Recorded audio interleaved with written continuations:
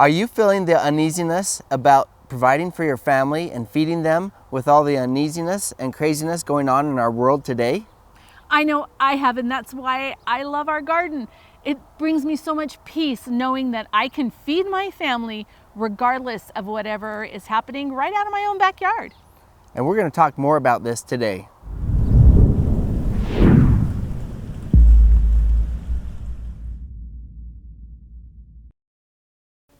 Hey Provident Preppers, I'm Kylene, and this is Jason Spahr from Survival Garden Seeds, and I'm thrilled to have him with us today.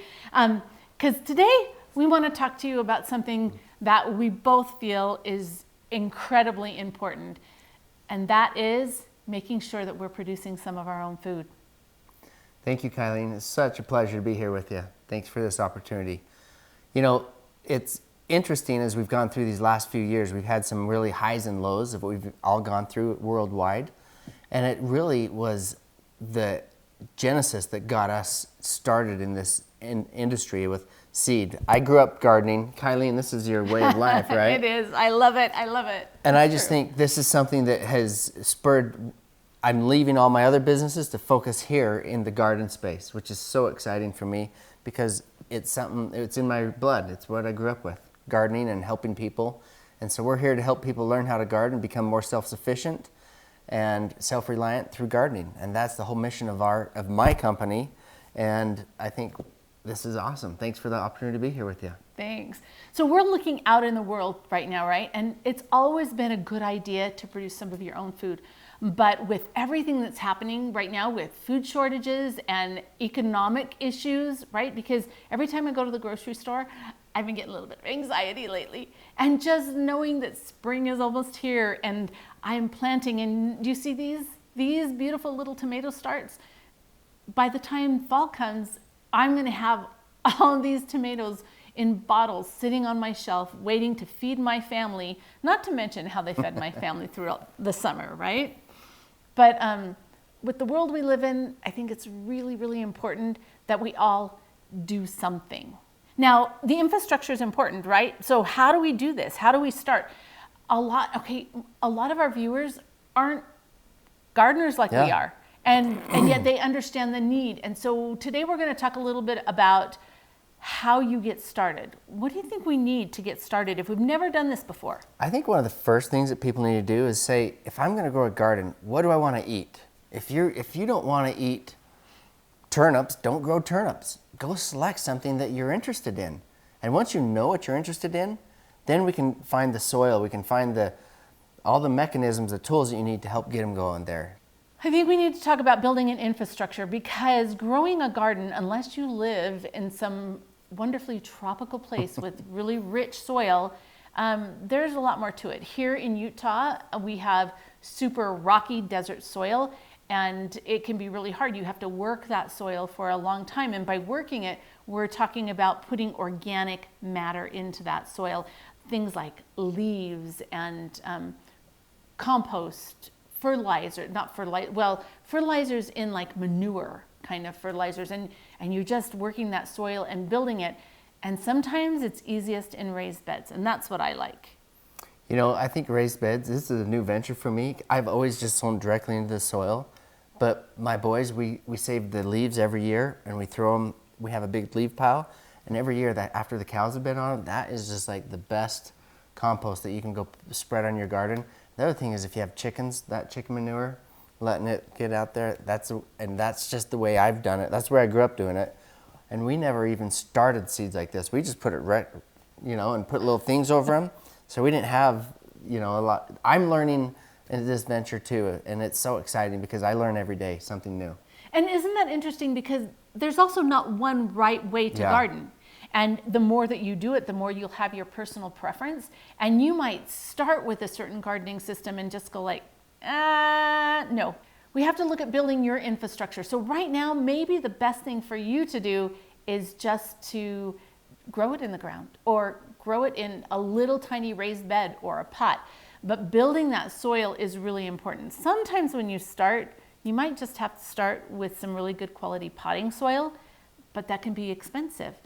We have one of our viewers last year on our World War III victory garden series that showed how she was growing potatoes in like boxes, just cardboard That's cool. boxes. And she was having great success. You might want to check out that playlist because there's some really good stuff in there. But so when we're gardening, we need our soil. The soil is super important. You can't grow great crops without good soil. With the fertilizer shortages, personally, I like organic gardening, and I like being able to compost and return all of those nutrients back to the soil, so I'm not dependent on any outside inputs. Now, there is a video that I created on all of this. Click the card in the corner and it'll take you to that, and it would be a really good idea. But now, the other thing is seeds. And this is where you shine. So Jason, tell us about seeds. So Survival Garden Seeds is the company that my brother and we started in April of 2020. And the thing that's exciting to me is we have 250 different varieties of seeds. We didn't start off with this. We started off with 30. But as we've done this, more and more people are wanting these more varieties, and we're constantly adding. But the thing that's unique about our seeds is on the back of each package, we have growing instructions to teach you how to grow. But not only that, we have seed saving instructions. But our seeds are different in a way that they're heirloom. What does heirloom mean? So heirloom, a lot of times we refer to them also as open pollinated, but what heirloom or open pollinated seeds do is that they will produce a plant, the seed will, they'll produce a baby plant that is true to the parent. So if I planted a tomato, I'm going to get that same variety of tomato. Now there are hybrids, which are a seed that has been crossed, and if you plant, so if, for instance, once I bought a pumpkin from the store and I loved the pumpkin, I thought, oh, I'm going to save the seeds and next year I'm going to grow pumpkin with it. Well, I planted those seeds and I grew gourds, and so it wasn't even edible. So sometimes with our hybrid seeds, like if a hybrid tomato seed, you might get another tomato. It might be a cherry tomato or something, but you're going to get a tomato, and usually those are edible. But if you stick with the heirloom or the open pollinated, then you're going to be able to save your seeds, and you only really have to buy seeds once. That's great. And so all of our seeds are heirloom, open pollinated, and non-GMO, meaning they're not genetically modified.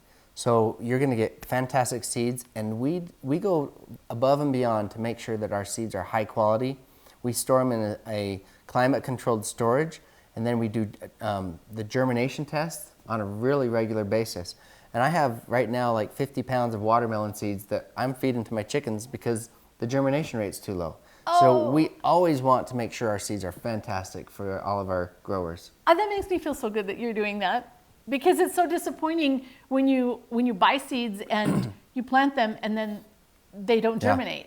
And you've lost, by the time you know that they're not germinating, you've lost that precious time. And we have such a short growing season that can be really rough. So, and for their seeds, so they've got a few different vaults, right? This one is actually my favorite. But one of the things that I really appreciated, Jason, is that you kept the price down.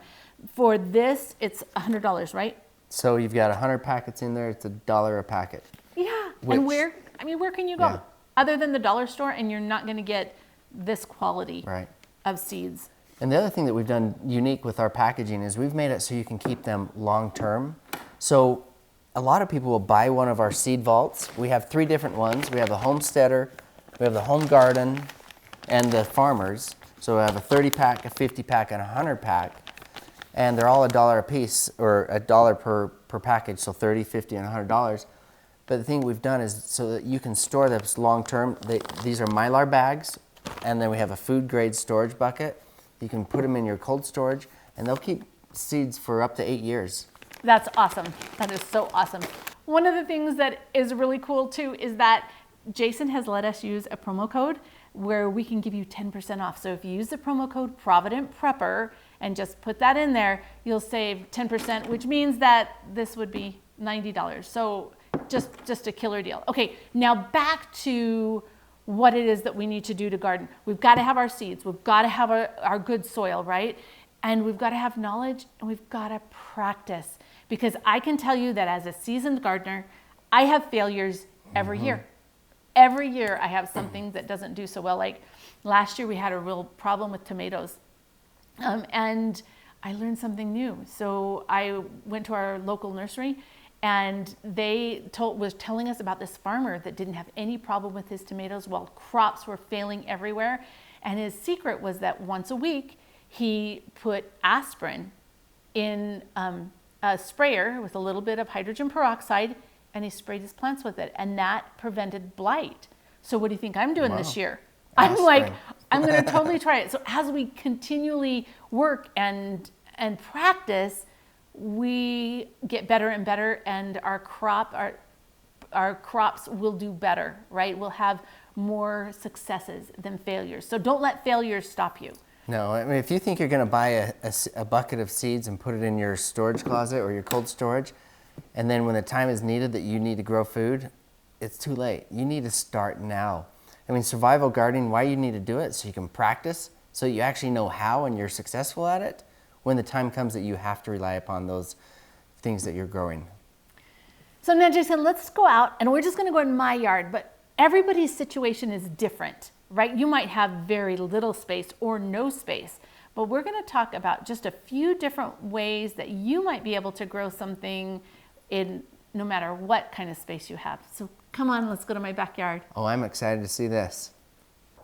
So a lot of people will say, how do I get started? Well, after you've picked your seed, now you just got to have a place to plant it. If you don't have a garden bed already established or a raised bed, you can do it on your back patio with a simple pot or a stackable thing. Tell us about this. So this is a green stalk planter, and this is a more expensive way to do it, but I love this. So the first year that I had it, we grew all kinds of greens in it, but last year I planted strawberries, and the strawberries right now are dormant because we have snow, but it's fantastic. It just stays right on the concrete. I do have it tied to here because it'll topple over in the wind, but it's a lot of food in a really small space, and it spins, right? So that I can twirl it if I need to. So don't limit yourself. If you only have concrete, if you only have a patio, there are things that you can do. You just have to get just a little bit creative. You can even grow stuff in your counter for your basils and your herbs, that type of stuff. You don't have to have a big old spacious place to do it. Yeah, any south-facing window or even some of the east or west, you can grow some food in it. So don't let that limit yourself. Another method to get started is with a simple raised bed. You can see this is 6 inches up, 8 inches on the ground, filled with soil, and it's got some fantastic opportunities. And what do you grow in here? So I change it up all the time, and you might not be able to see this, but there's a cattle panel that goes across the top. Right now I have spinach and some cabbage that are from Survival Garden Seeds. Cool. That I started in a little milk jug. This is called Winter Sown, and this is a great way if you don't have a lot of money or space to be able to start your seeds. We just put them in here and left them outside. They've been in the snow. And yesterday I planted some of these.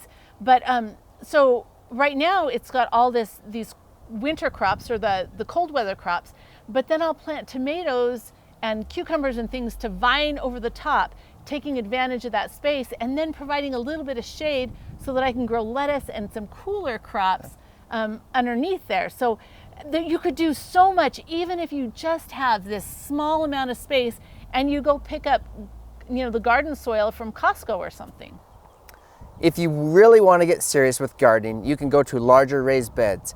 We've talked about doing it on the porch in a small pot or a stackable planter, in smaller raised beds, in your windowsill, but these are fantastic growing spaces.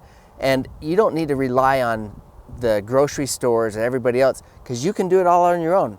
But the key is you just got to get started. And so for the question of the day today, what are you going to do to grow at least some of your own food this year? Comment below. And thanks for being part of the solution.